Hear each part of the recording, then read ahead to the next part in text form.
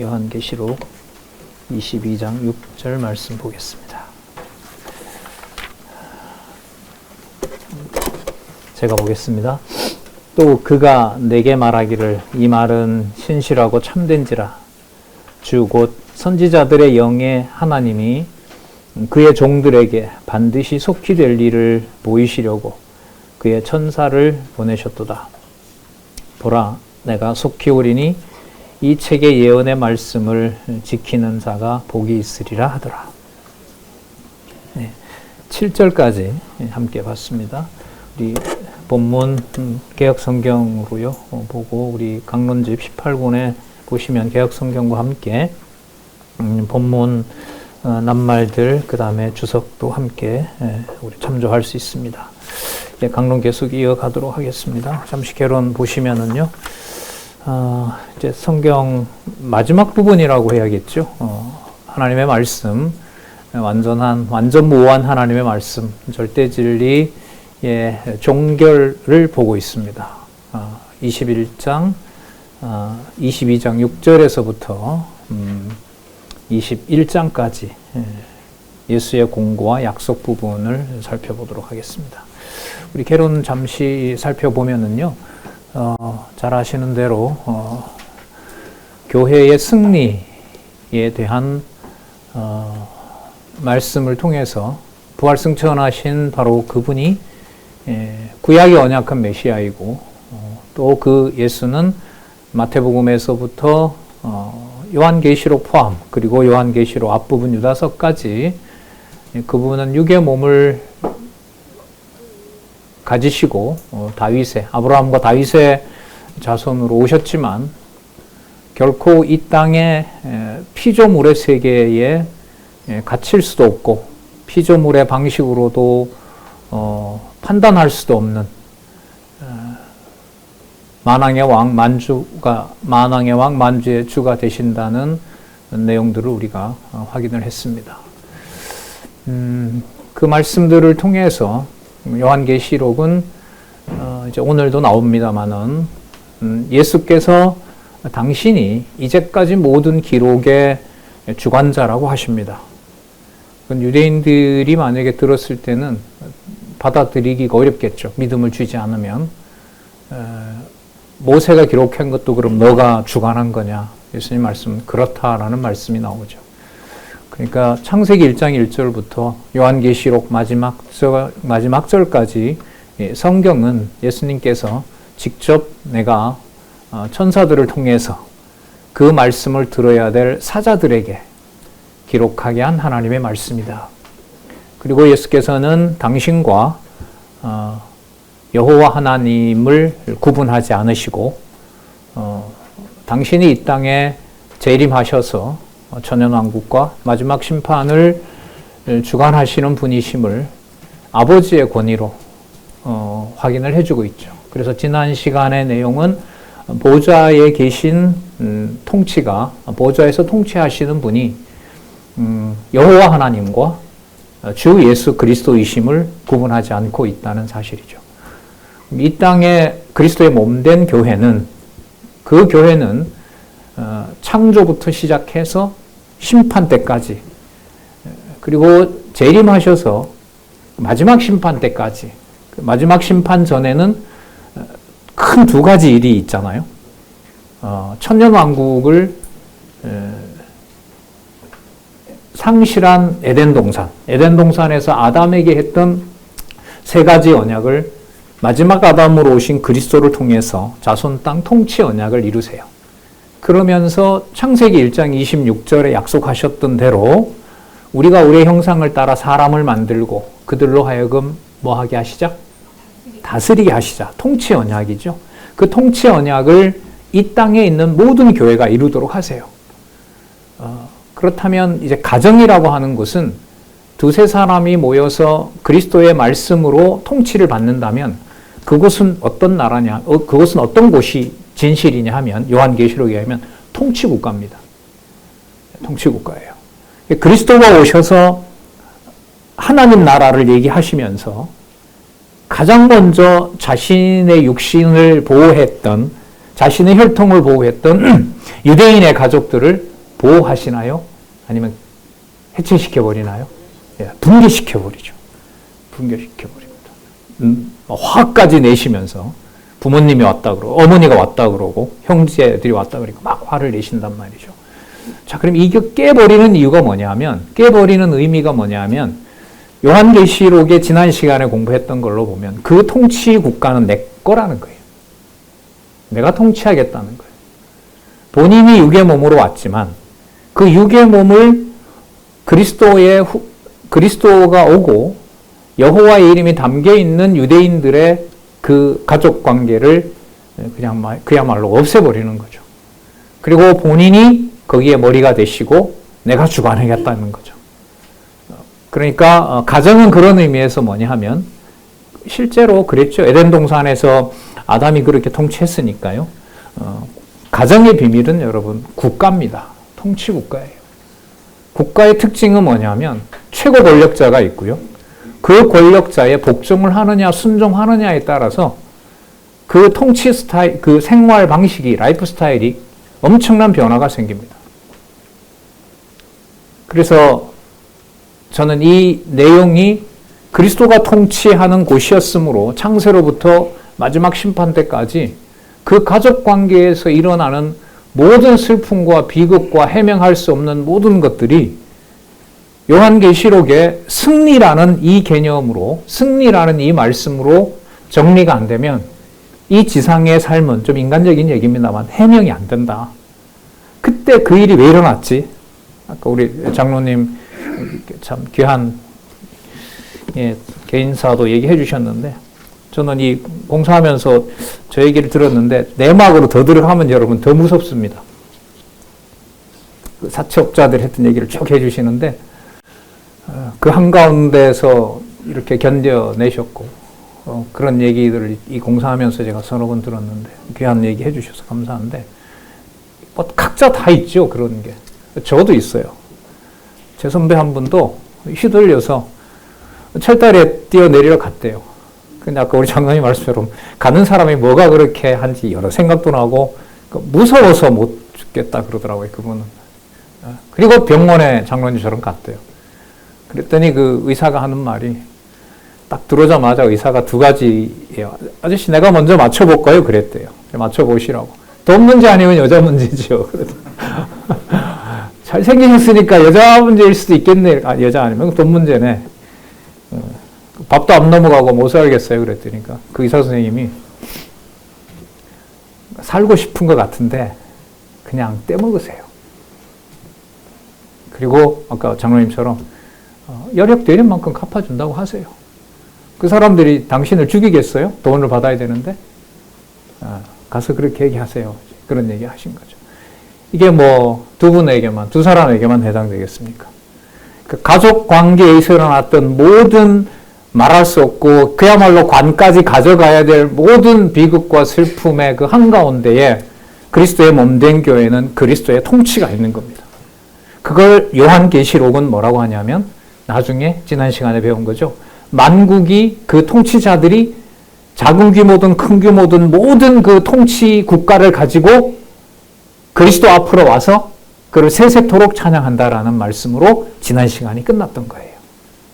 그리고 지금 22장에서 6절에서부터 마지막 절까지는 진짜 성경 권위가 무엇인지를 이 성경 권위가 이 땅의 육의 몸을 가지고 살아가는 하나님의 백성들에게 이 말씀이 왜 생명의 말씀인지를 짧은 내용으로 성경 전체의 결론을 짓고 있는 내용이라고 보시면 돼요. 결론은 하나였죠. 만국의 왕들이 자기가 받았던 약속을 성취한 다음에 부활한 자들이 그리스도에게 와서 성과 성전이 분리되지 않는 여호와의 영광과 그리스도의 영광이 모든 것을 비추고 있었고 성문을 닫을 일이 없고 왜 성문을 안 닫죠? 그렇죠. 밤이 없으니까. 그러니까 저녁이 되면 아침이 되니라는 룰이 없는 거예요. 그곳에는. 그리스도는 요한복음에서 그걸 낮이라고 했죠. 누구랑 같이 있는 시간? 당신과 같이 있는 시간. 그럼 곧 가시는데 곧 밤이 온다. 그때 이제 괴로워하고 금식도 하게 된다라고 했잖아요. 밤이 없고 일상생활에 밤은 쉬고 낮은 다시 또 아침은 일을 해야 될 시간이고 그런 일상의 변화마저도 없어진 것이죠. 그것이 의미하는 바는 분명해요. 여호와 하나님이에요. 여호와 하나님과 주 예수 그리스도. 주라는 말은 아도나이라 그랬죠. 이브리어로. 그 아도나이는 여호와에게도 쓰는 것이고 동시에 누구에게도? 그리스도에게로. 그러니까 주 예수 그리스도. 그 주가 바로 아도나이죠. 바로 분리될 수 없는 성과 성전과 그 다음에 국가. 그 모든 국가는 두세 사람이 모인 곳에 그리스도가 약속하신 마태복음 16장 18절에 무슨 권세가 침범하지 못하리라? 음부의 권세가. 그러면 가정에는 무슨 논리가 작동해요? 권세의 지배관계가 통치하는 거죠. 그리스도의 권세냐? 음부의 권세냐라는 게 지배해요. 그러면 권세가 이기지 못한다고 했으니까 바로 요한계시록의 교회 승리를 예수님께서 약속하신 거죠. 뭐 할 때? 베드로를 통해서 교회를 세울 때. 이 반석 위에 내가 내 교회를 세우리라고 하셨고 음부의 권세가 침범하지 못하리라고 하셨고 요한계시록 지난 시간에 확인한 것은 딱 한 개념밖에 안 남죠. 뭐밖에 안 남아요? 여호와. 그게 어디에 써놓는다 그랬죠? 이마에 써놓는다 그랬죠. 그리고 그 이름을 이마에 쓰고 그 얼굴을 보여준다 그랬어요. 그게 여호와 하나님 주 예수 그리스도의 영광인 겁니다. 그러니까 가족 관계에서 생겨난 모든 비극의 정점에는 하나님의 택한 백성들에게는 여호와의 이름이 남는 역사라고 보시면 돼요. 그럼 그 여호와의 이름은 여호와께서 관리하시니까요. 창세기에서부터 요한계시록 기록한 말씀 외에 어떤 다른 정보가 있다면 성경은 절대적 진리가 될 수 없는 거죠. 제가 요즘 사본하게 이렇게 글을 쓰고 있잖아요. 이번에 쓴 내용에는 저도 뭐 듣긴 했는데 놀랐는데 95년에 성경이 이렇게 완간되거든요. 마지막 성경이 쓰여지는데 우리나라의 합신 출신의 그 김영재 교수님이라는 분이 있어요. 이분이 한 20년 전에 독일 유학을 했는데 성경이 95년에 완성되기 전에 성경이 하나님 말씀으로 완전히 기록되기 전에 이미 사도 바울의 글은 이미 복사가 되어서 지중해 지역을 돌아서 이집트까지 하나님의 말씀이 전파되고 있었다. 그러니까 말씀을 계속해서 등사해서 전하고 하는 말씀 중심의 교회가 있었다는 것을 증명을 했어요. 근데 학계에서 완전히 반박은 못하고 받아들이진 않고 있죠. 자, 다시 돌아와서 교수님의 주장이라면 기록됨과 동시에 성경은 계속해서 가정교회로 필사본으로 전체 다 벗길 수는 없어요. 그 파피루스로 만든 종이값만 하도 감당할 수 없으니까. 그러니까 그 사본들 6만 개가 있거든요. 사본 6만 개가 지금 발견이 됐는데 거기에 보면 전부 쪽복음이 많아요. 그 쪽복음이 많다는 말은 부분만 봤다 이게 아니고 각자 보는 대로 사본을 받고 또 여기서 이렇게 돌려주고 그 골로새서에 나오죠. 라오디기아에서 온 편지를 보고 그걸 돌려주고 거기 편지를 받아서 봐라. 그러면서 이제 66권을 다 보게 되는 거죠. 그런 방식으로 지금까지 우리 아름다운 한글로 여호와 하나님을 분명하고 선명하게 성경신학으로 확인할 수 있는 또 확인해주는 이런 역사 거기에 대해서 이제 남아있는 22장 6절에서부터 21절까지 만왕의 왕 만주의 주가 되시는 예수님께서 어떤 권고와 약속을 하시는지 한번 보도록 할게요. 먼저 22장 6절에서부터 11절 말씀에 관해서 권고하는 내용이 나오는데 6절에 아까 그가 나오죠. 그는 여러분 7 대접을 가지고 있는 그 천사를 말하는 거예요. 그가 내게 말하기를 이 말은 신실하고 참되다. 진리라는 거죠. 진리라.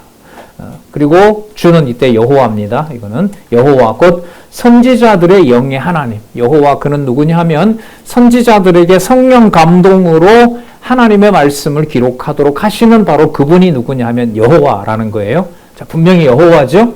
이걸 예수께서 그대로 받으셔서 본인이 주관한다고 얘기를 하세요. 분리가 안 되는 내용이 그 다음에 나오거든요. 그래서 7절 보라 그의 종들에게 6절 중간에 반드시 속히 될 일을 보이려고 그의 천사를 보내셨도다. 그러니까 천사는 무슨 역할을 하냐면 하나님의 말씀을 주관합니다.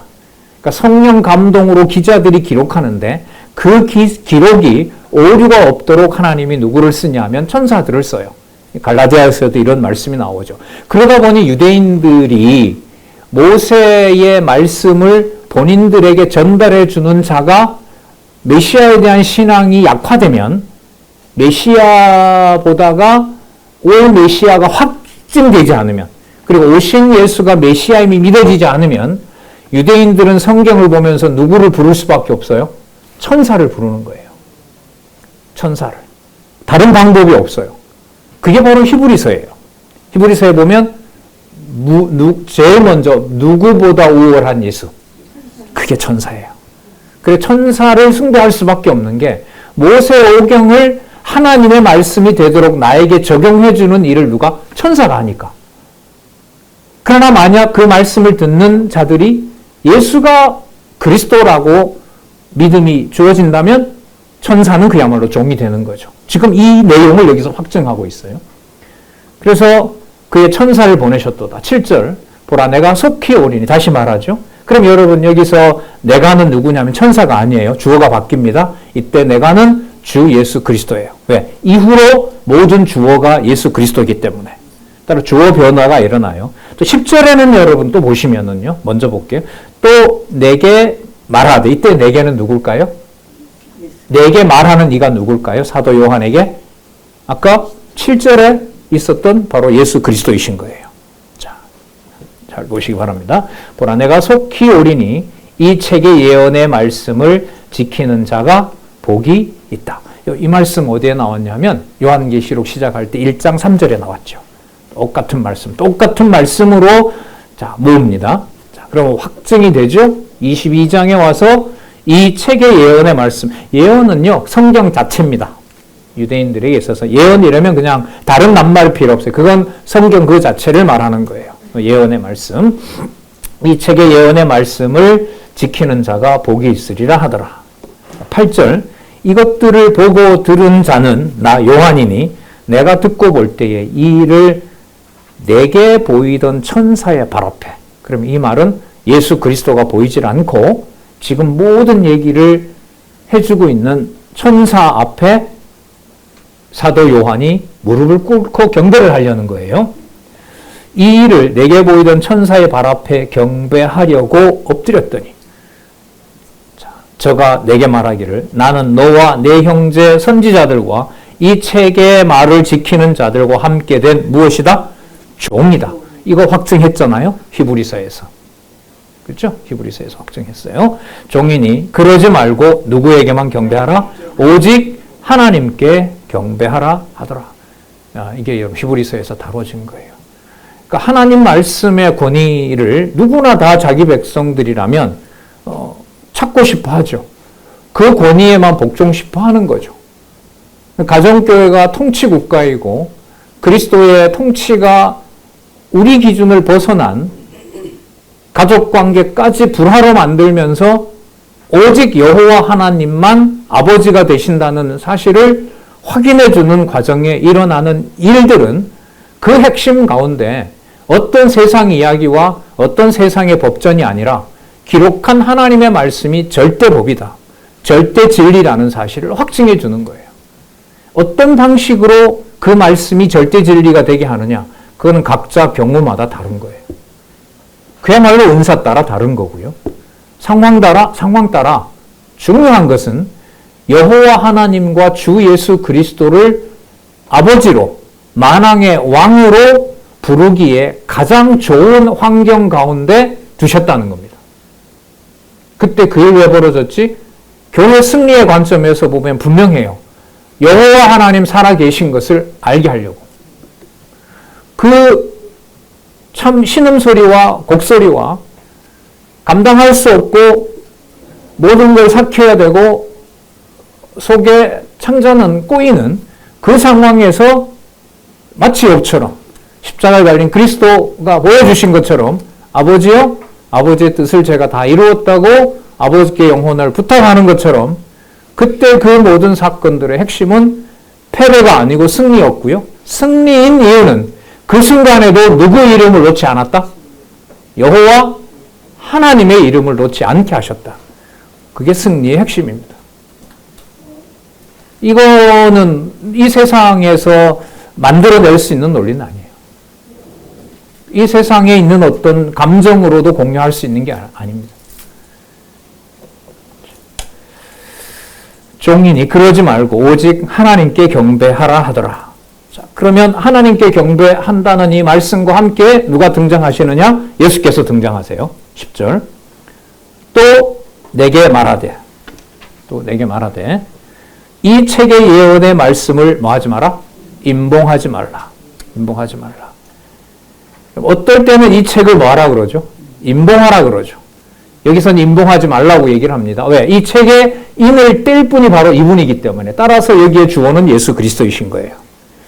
그래서 여러분 첫 번째 재앙이 일곱 인을 떼는 거잖아요. 그때 사도 요한이 엉엉 울어요. 왜요? 빼고 싶은데 떼주지는 않으니까. 근데 천사가 알려주죠.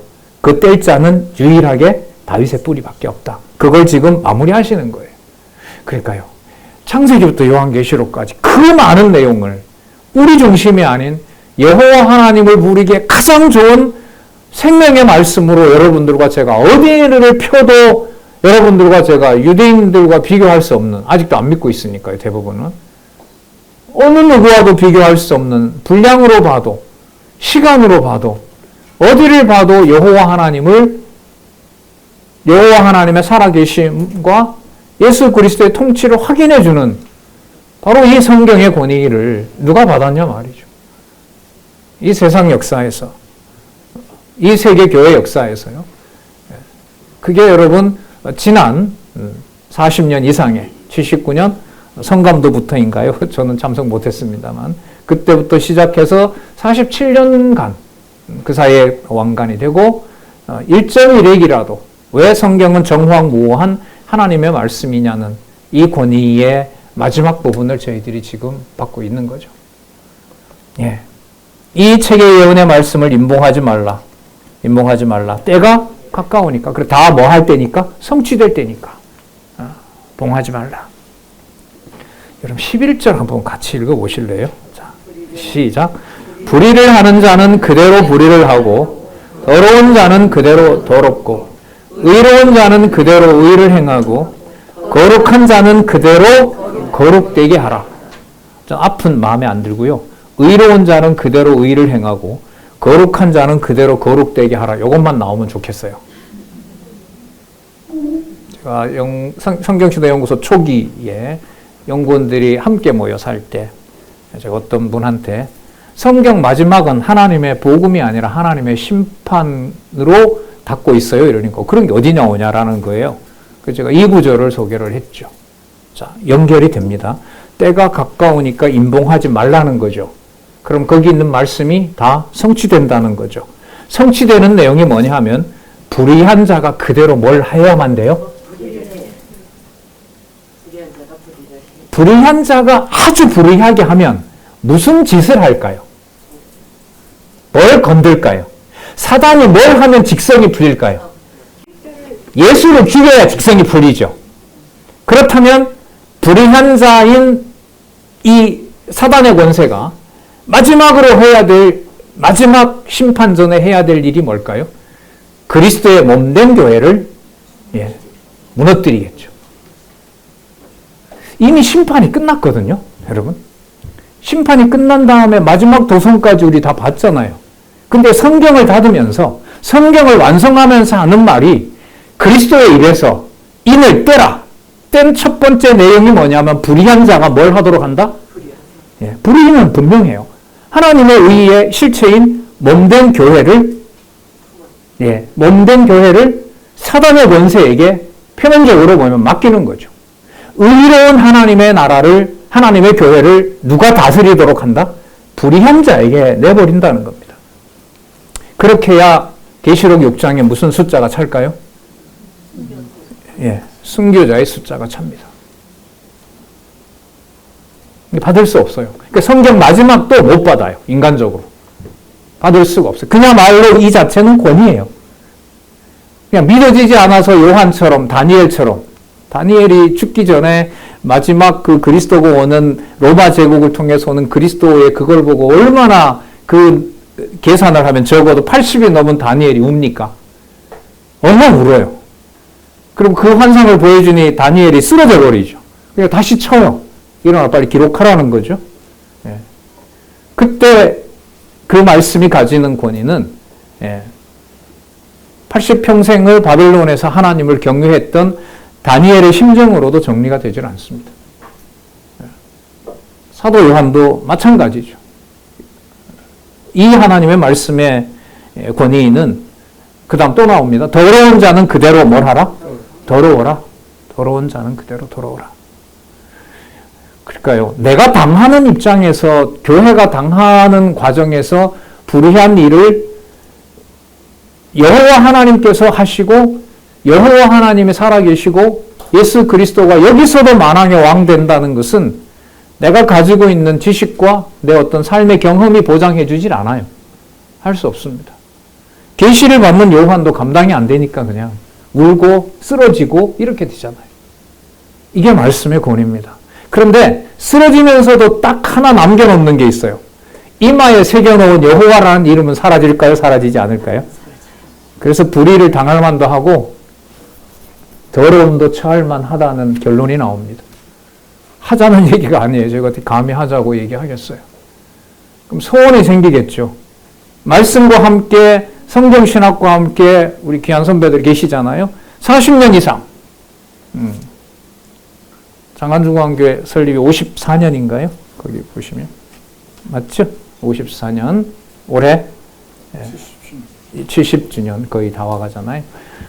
어느 한순간도 이 말씀 성경신학으로 성경의 권위를 확증해 주신 그 시간에 일어났던 모든 불의와 답답함과 더러운 일들은 여호와께 성결이라는 여호와 이름이 새겨진 바로 성도들의 이마에 그 여호와의 이름만 빛나게 하려고 했던 역사입니다. 그리고 그 일들이 앞으로 어떤 방식으로 드러나건 간에 여러분 앞으로 기다리는 건 더 무서운 거잖아요. 그리스도 심판이 시작되고 재림 전에 자연 만물이나 우주 만물이 온전해요? 아니죠. 거기에 사단까지 가세하잖아요. 짐승까지 가세해서 더 파괴시키잖아요.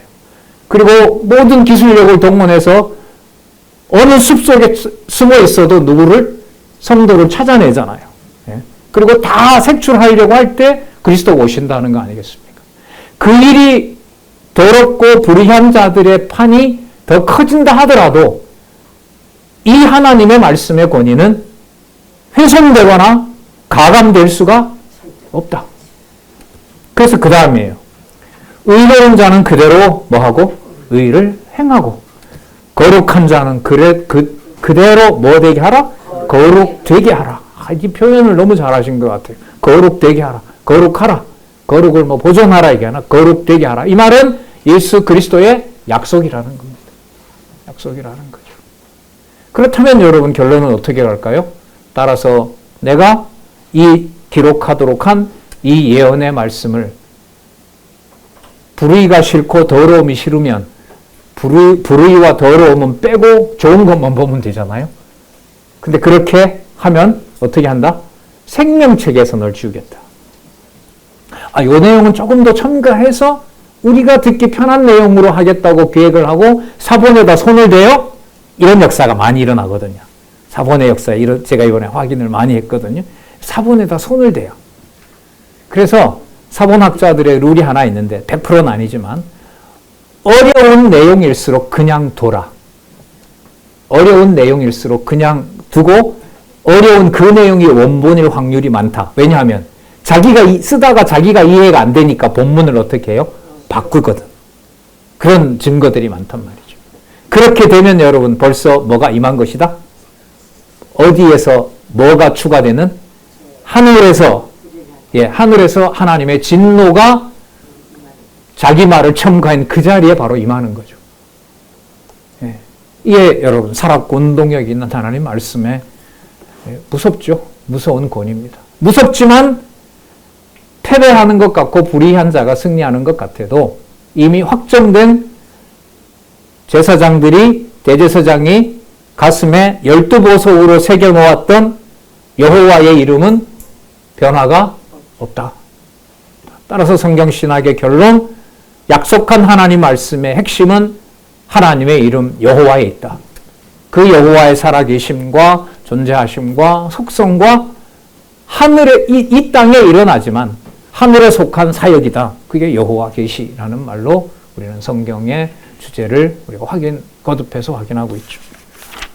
자, 11절 말씀 좀 맥락상 다 한번 정신을 번쩍 나게 합니다. 자, 12절 보라 내가 속히 오리니 내가 줄 상이 내게 있어 각 사람에게 그의 일한 대로 갚아주리라. 아까 어떤 자들이죠? 의로운 자들 또 거룩한 자들에게는 바로 이걸 유업으로 준다는 겁니다. 근거가 뭐냐 하면 13절입니다. 왜냐하면 나는 알파와 오메가요. 여러분 알파와 오메가는 앞부분에 나올 때 이건 하나님에게 쓰던 호칭이었어요. 근데 이걸 지금 누구에게 똑같이 써요? 예수 그리스도에게 쓰는 거죠. 그게 구분이 되질 않아요. 그러니까요. 이 땅에 그리스도의 통치가 하나님의 말씀으로 이루어지고 아버지의 이름이 보존되는다는 의미에서 승리. 여호와는 한 번도 자기 이름 여호와를 택한 이스라엘 백성들에게 구약에서만 하더라도 여호와의 이름을 지은 적이 있을까요? 없을까요? 없어요. 어떤 순간에도 바벨론에 의해서 성전이 불에 타고 여호와의 언약궤가 어디로 갔는지 없는지 사라졌을 때도 지금 이 에티오피아에 있대요. 근데 안 보여줘요. 그때 바벨론 침략 때 탄 걸 자기네들이 보관하겠다는데 보여달라니까 안 보여줘요. 근데 별 필요가 없어요. 우리는 성령께서 우리에게 내주하시고 또 그 하나님의 영이 우리 안에 내주하시기 때문에 그리스도의 영에 대한 예표잖아요. 그게 그 말씀이 우리 안에 내주하니까 있어도 되고 없어도 상관이 없는 거죠. 그 하나님의 말씀을 그 받는 자들에게 바로 유업으로 누구의 이름? 여호와라는 그 이름을 보석이 보존되는 것과 비교할 수 없을 정도로 보존이 된다는 겁니다. 자, 줄 상이 내게 있어 각 사람에게 일한 대로 갚아주리라. 왜냐하면 나는 알파와 오메가요, 처음과 나중이요, 시작과 끝이라. 언약 성취예요. 한마디로 말하면 내가 준다고 약속했으므로 그것을 반드시 줄 것이다. 그 주고자 하는 것이 성 안에 들어가 보니 성전도 아니었어요. 그죠? 누구밖에 없다고요? 여호와 하나님의 영광과 주 예수 그리스도의 등불밖에 없어요. 더 짧게 말하면 여호와 이름이에요. 여호와께 성결이라고 썼던 대제사장의 이마에 있었던, 미간에 붙였던, 손목에 감았던 바로 그 이름 여호와에게 있는 겁니다. 앞으로 진행될 교회 역사에 약속되어 있는 것은 이 여호와의 이름을 어떤 방식으로 영광스럽게 하려는지가 주권적으로 예언이 되어 있겠죠. 지난번에 말씀드렸지만 베드로의 죽음을 두고 요한복음은 예수님께서 승천하시기 전에 그렇게 말씀하셨잖아요. 베드로의 죽음을 두고 베드로가 어떤 방법으로 뭐 할 것인지, 영광을 돌릴 것인지를 말씀하신 것이라. 그러면 우리 아까 22장 11절에 불의한 자는 그대로 불의를 해줘야 돼요. 말이 좀 그렇네요. 더러운 놈은 더러운 짓을 더 해줘야 돼. 그래야 뭐가 드러난다는 거예요? 거룩하고 의로운 것이 더 드러난다는 거죠. 왜 이런 방식인지는 저도 화가 납니다. 꼭 이렇게 하셔야만 되는지. 하지만 여기에 손을 대는 순간, 첨가하는 순간, 왜곡하는 순간 생명책에서 지워지고 하나님의 진노가 임한다는 사실입니다. 그러니까요. 전체 교회 역사를 봤을 때 이 하나님의 말씀을 왜곡하면서 일어난 하나님의 무서운 진노는 너무너무 무서운 진노 아래 있는 거죠.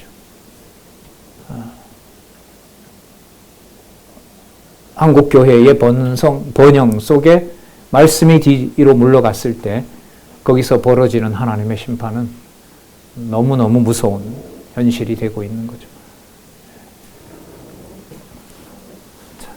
그래서 14절입니다. 그 두루마기를 빠는 자들은 복이 있나니 이는 저희가 생명나무에 나아가며 문들을 통하여 성에 들어갈 뭘 얻었다? 권세를 얻었다. 계속 권세 얘기가 나오죠. 그리스도와 더불어 뭐 한다 하셨냐 하면 왕노릇 하신다고 했죠. 그게 창세기 1장 26절에 약속했던 바이고 그래서 인류를 만드신 거고 생기를 불어넣어 주신 거죠. 그리스도가 오셔서 이 생기의 그 마지막을 자기 백성들에게 주시고 만국이 자기에게 영광을 돌릴 수 있도록 하시고 아버지의 이름만 여호와 하나님 주 예수 그리스도의 이름으로 이 지상에 있는 교회가 어떤 경우에도 여호와의 이름이 사라진 적은 없다. 이때도 계셨습니까? 그럼 계셨지. 그리스도가 십자가에 죽으시는 순간에는 여호와라는 이름이 없었겠죠. 여러분 여기에 걸려 넘어진 신학이 여러분 루터라고 들어보셨죠? 루터의 신학이 16세기 여기에 걸려버립니다. 적어도 그리스도가 십자가에 죽으실 때는 아버지가 손을 뗐다. 그럼 예수가 그리스도로 온전해지는 것은 부활이 있은 다음부터 증명이 된다. 여기에 걸려 넘어진 거예요. 걸려 넘어졌어요. 그러니까 이건 하나님이 이 순간에도 존재하느냐? 그때 그 순간에도 다른 모든 것들은 의미가 없더라도 여호와의 이름만 분명하면 되느냐? 여러분들 그러세요? 앞으로 무슨 일이 벌어져도 이렇게 되건 저렇게 되건 머릿속에 여호와만 생각나면 만족하? 이런 질문을 하면 안 되는데 제가 감당이 안 되는 질문을 하면 안 되거든요. 근데 이게 기도이고 성경에 약속한 바이기 때문에 한 번은 같이 확인을 하고 갈 필요가 있죠. 더러운 놈은 더 더러운 짓을 하고 불의한 놈은 더 불의한 짓을 해줘야 여기 있는 대로 성에 들어갈 권세를 얻는 그 권세는 오직 만왕의 왕이신 그리스도가 주관하실 거 아니에요. 그럼 그 권세 아래 오직 그리스도처럼 오래전에 죽은 어린 양과 같은 모습이 되려면 누구 짓이 더 강팍해야 될까요? 불의한 놈과 더러운 놈이 그 짓을 더 해야 된다는 거예요. 그게 멀리 있을까요? 교회 안에 있을까요? 저 그리스도는 교회 안에서 크죠? 가정에 있을까요? 남의 가정에 있을까요? 그럼 어쩔 수 없어요. 제가 이런 방식으로 계속 공부를 하니까 어쩔 수 없어요. 그러면 가족 안에 있는 그게라고 할게요. 그게 나를 배신해서 나를 더 궁지로 몰아가서 그 여호와만 아는 게 좋을까요? 다 무마되고 여호와 모른 채 그냥 행복하게 살면 좋을까요? 대답 안 하셔도 돼요. 저는 그냥 그래서 이제 남는 도대체 기록한 문자인데 사람이 보는 문자인데 어떻게 이런 논리로 사람을 압박해 가냐. 이걸 제가 포항에 있는데 어떤 학생이 되게 반발했어요. 한날은 와서 시편 강의를 제가 그때 하고 있었는데 아무리 그래도 그렇지 교수님 어떻게 딱 틀에 맞춰서 모든 걸 여호와로 다 연결시켜 놓고 모든 말에다가 그렇게 걸어서 전부 여호와로 가냐. 이런 해석은 이건 폭력입니다. 논리학을 제가 잘못 가르쳐서 그래요. 논리학을 배우고 저한테 그렇게 달려들더라고요. 그럼 제가 이렇게 얘기했어요. 여호와로 가지 않는 해석이 있고 이게 우리의 행복을 뭔가 보장해 주는 게 있으면 그럼 네가 증명을 좀 해달라. 나도 그런 게 나왔으면 좋겠다. 답을 할 수가 없어요. 어떻게 알겠어요? 여러분 그 다음에 또 나옵니다. 이게 14절에 보시면 그 두루마기를 빠는 자들은 복이 있으니 이는 저희가 생명나무에 나아가 문을 통하여 성에 들어갈 권세를 얻으려 함이니라. 권세를 얻었다라는 말은 통치에 같이 뭐한다? 참여한다. 그럼 참여해서 뭐 하느냐? 죄송합니다. 아까 더러운 자들, 더러운 것들, 불의한 것들이 있었죠. 그거 뭐 해야 돼요? 없애야죠.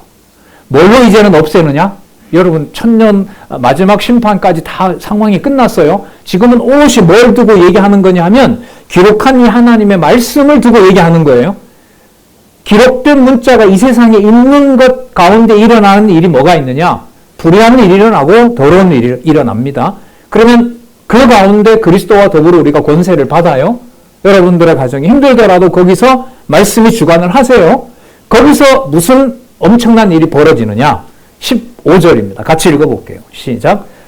개들과 술객들과 행음자들과 살인자들과 우상숭배자들과 및 거짓말을 좋아하며 지어내는 자마다 어디에? 성 밖에 있으리라. 하나님의 심판이 일어나는 겁니다. 그래서 여러분 이제 그 다음에 나오는 따라서 내가 천사를 보내 기록한 이 말씀에 그대로 듣고 읽고 지키는 자가 뭐가 있을지어다? 복이 있을지어다. 그리스도가 오셔서 처음으로 입을 뗀 내용이 뭐죠? 입을 열어 가라사대 심령이 가난한 자는 복으로 가잖아요. 네, 복이죠. 네. 자, 16절 우리 쭉 한번 읽어볼까요? 17절까지. 자, 분명히 나오죠. 주어 시작. 나 예수는 교회들을 위하여 내 사자를 보내어 이것들을 너희에게 증거하게 하였노라. 나는 다윗의 뿌리요 자손이니 곧 광명한 새벽별이라 하시더라. 17절 성령과 신부가 말씀하시기를 오라 하시도다. 듣는 자도 오라 할 것이요 목마른 자도 올 것이요 또 원하는 자는 값없이 생명수를 받으리라 하셨더라. 이게 하나님의 말씀, 생명의 말씀. 우리 최대기업 너무나 성경적으로 여호와께서 하나님께서 주관하신 일이죠. 값없이 받았으니 값없이 돌려주는 것이다.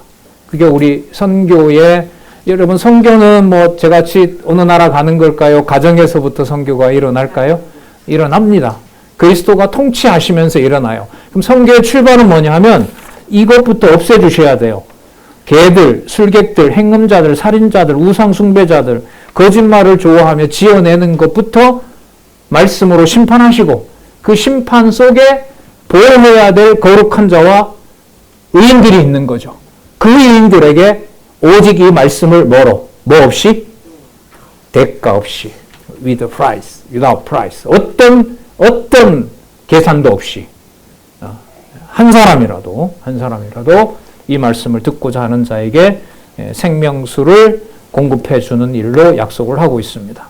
그래서 성경은 보존이 됐고 번역이 됐고 여러분들과 저에게까지 이 짧은 150년 역사에 이렇게 원어에 충실한 성경 번역은 여러분 이 땅에 존재하지 않습니다.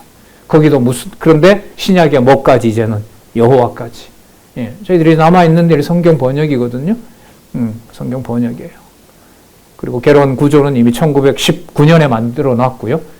제목을 동그라미까지 붙일지 아니면 한쪽 가로 붙일지 여호와 중심으로 개론은 만들어졌고 그 밑에 개론이 아닌 성경 본문이 아름다운 한글로 원어에 충실한 정확한 사본을 통해서 번역이 되면 이 지상에서 일은 이제 교회로서 할 마지막 일이 저는 완결되는 거라고 봅니다. 17절에도 한번 볼게요. 성령과 누구라고 얘기를 하죠? 성령과 신부. 자, 여기서는 신랑 신부 이랬을 때 예수님 얘기하잖아요. 여기서는 뭐라고 얘기하면 성령이라고 얘기를 하죠. 성령이 여러분 교회를 세우신 그리스도의 영 아니겠어요? 신부 얘기는 이미 나왔었죠? 21장 2절과 9절에서 나왔어요. 거룩한 성 예루살렘 기억나시죠? 거룩한 성 새 예루살렘은 누가 단장한 것 같더라? 네, 신부가 신랑을 위하여 단장한 것 같더라. 그러면 여러분 이 단장한 아름다움은 지금 살펴본 내용으로 보면 술람미처럼 몸이 망가져도 돼요. 뭐만 있으면 돼요? 여호와만 있으면 돼요. 술람미가 망가지고 뭐라 그럽니까? 시녀들 보고 부끄러운 몸인데도 빨리 가서 신랑을 데려와라. 너 무슨 그렇게 당당하냐?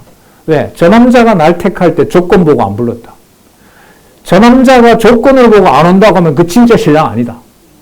그럴 리가 없다. 빨리 신랑에게 전가를 보내라. 그러면서 사랑하는 내 신부야 포도원으로 가자 이러면서 아가서가 끝이 납니다. 그러면 여러분 여기에서 신부의 단장은 조금 전에 나왔던 여호와께 성결이라는 여호와 이름이죠. 정확해요. 여호와 계십니다. 다른 걸로 갈 수가 없어요. 성경은. 그럼 지난 역사, 앞으로 올 역사, 의로운 자고 거룩한 자로서 거룩한 무리가 교회잖아요. 성도. 그리스도가 주관하시면서 여호와를 여호와여라고 부를지 여호와여라고 함성을 지를지 눈물 흘리며 찬양을 할지 극단의 상황에서 이 여호와는 살아계시는 거죠 라고 끝을 낼지 어떤 방식일런지는 몰라요. 순교자들에게는 말없이 고통 가운데 그 가운데 여호와의 이름이 지켜졌겠죠. 그걸 요한계시록은 처음서부터 그 말씀을 듣는 자들은 뭐가 있다? 읽고 읽고 듣고 지키는 자들은 뭐가 있다?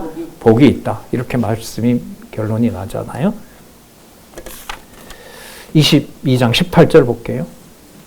자, 또 한 번 경고합니다. 그러므로 내가 이 책의 예언의 말씀을 듣는, 이때는 성경 전체입니다. 이 책의 예언의 말씀을 듣는 각인에게 증가하노니 만일 누구든지 이것들 외에 더하면 하나님이 이 책에 기록된 재앙들을 그에게 더하실 터이요.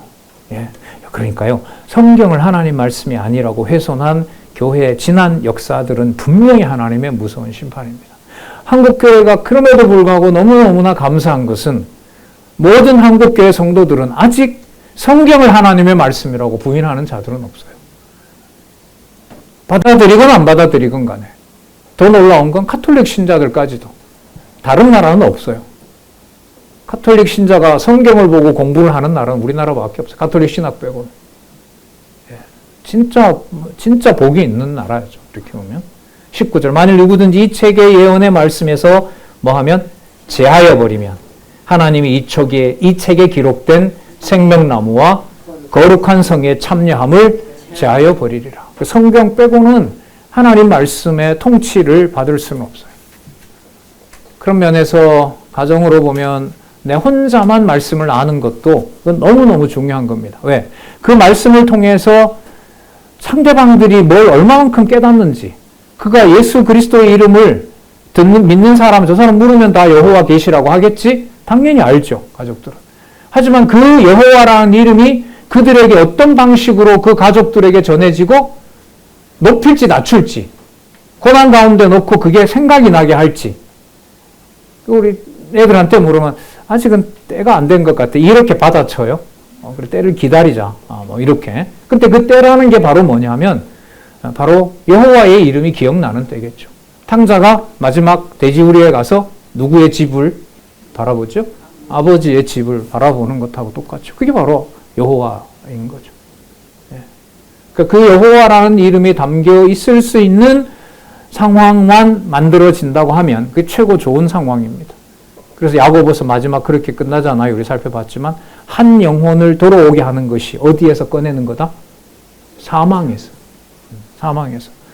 거기는 핵심이 바로 여호와죠. 그 여호와의 이름을 같이 부를 수 있는 자로.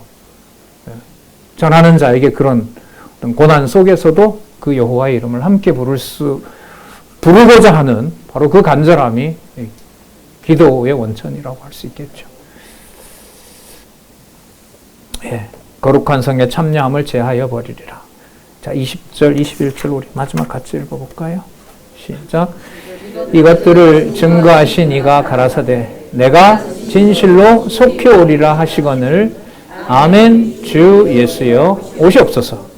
주 예수의 은혜가 모든 자들에게 있을지어다. 아멘. 예. 은혜, 주 예수 그리스도의 은혜, 바울의 기록에 처음에 등장하는 모든 은혜의 원천은 바로 어디다? 창세전. 근데 요한계시록에서는 창세전에 있었던 상황이 무엇인지 다 드러났어요. 그 안에 성도 없어요? 안에 성전도 없어요. 하나님의 법궤도 없어요. 영광만 가득해요. 근데 그 영광을 두고 성경은 어떻게 닫고 있어요? 그 영광을 기록한 것을 빼거나 더하는 일에는 반드시 뭐가 따른다? 심판이 따른다. 그게 여러분 우리가 너무나 좋아하는 히브리서 4장 12절 13절 말씀, 진짜 말씀 운동이죠. 살았고 운동력 있는 하나님의 말씀 운동의 역사, 그 가운데 하나님의 존재와 속성의 영광이 드러나고 여호와의 이름이 여러분들과 제 주변과 제 가정과 제 혈육에 또 주위에 있는 지체들에게 성도라 하더라도 모든 의견들이 서로 안 맞은다 하더라도 거기에 여호와의 이름은 훼손된다, 지켜진다. 그리스도를 다 버리고 가룟 유다는 진짜 배신하고 저주받아버리고 나머지 제자들은 옷이 벗어지는 줄 모르고 다 도망가는 자들이라도 여호와의 이름은 사라졌다, 보존된다. 그렇게 확증할 수 있느냐? 그 확증할 수 있는 것은 오직 여호와의 작정과 여호와의 주권성과 오직 여호와의 영광에게 맞춘 해석이 아니면 불가능합니다. 그걸 성경신학은 진짜 최고의 선물로 여러분들과 저에게 주신 거죠.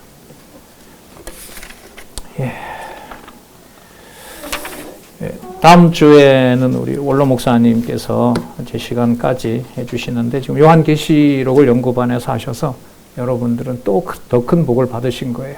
또 한번 어느 부분인지 모르지만 또 정리해 주실 거고요.